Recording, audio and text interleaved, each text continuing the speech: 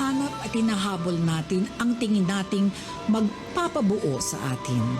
At sa paghahanap na iyon, umaharap tayo sa mga pagsubok at komplikasyon. Minsan sa buhay, may mga kwento talagang hindi natin makakalimutan.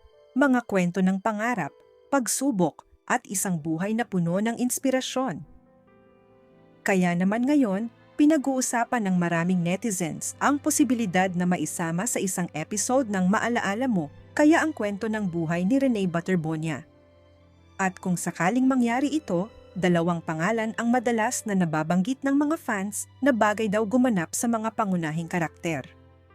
Una ay ang aktor at basketball player na si Donnie Pangilinan na napupusuan ng maraming supporters para gumanap bilang si Renee. Ayon sa ilang netizens, bagay raw kay Donnie ang ganitong klase ng role dahil kaya niyang ipakita ang emosyon, pangarap at pakikipaglaban ng isang kabataan na maraming pinagdaanan sa buhay. Samantala, para naman sa karakter ng ina ni Renee, marami ang nagsasabing bagay dito ang veteran actress na si Dimples Romana. Kilala si Dimples sa kanyang husay sa pagganap sa mga mabibigat at emosyonal na eksena, kaya marami ang naniniwala na maibibigay niya ang tamang emosyon para sa isang ina na dumaan sa matitinding pagsubok. Pero tandaan mga kabaz, hanggang ngayon ay wala pang opisyal na anunsyo mula sa production team ng Maalaala Mo kaya tungkol sa naturang episode o kung sino ang magiging cast nito.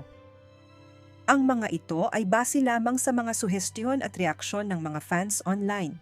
Kung sakaling matuloy ang ganitong proyekto, marami ang naniniwala na magiging isa ito sa mga episode na tatatak sa puso ng mga Pilipino.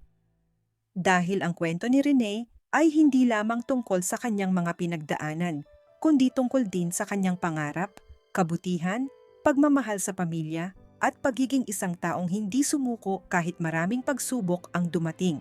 Maraming kabataan at pamilya ang maaaring makarelate sa ganitong kwento dahil ipinapakita nito ang realidad ng buhay. May mga pagkakataong mahirap ang sitwasyon, pero patuloy pa rin ang laban para maabot ang pangarap. Hanggang ngayon, patuloy ang paghihintay ng mga fans kung magkakaroon nga ba ng opisyal na MMK episode tungkol sa buhay ni Renee at kung sino ang mga artistang bibigyan ng pagkakataong gumanap sa kanyang kwento. Kung ikaw ang tatanungin, bagay ba sina Donnie Pangilinan at Dimples Romana sa mga karakter na ito? At sino pa kaya ang gusto mong makita na gumanap sa iba pang role? I-comment mo ang iyong opinyon at huwag kalimutang mag-subscribe para sa mas marami pang showbiz updates. Maraming salamat sa panonood!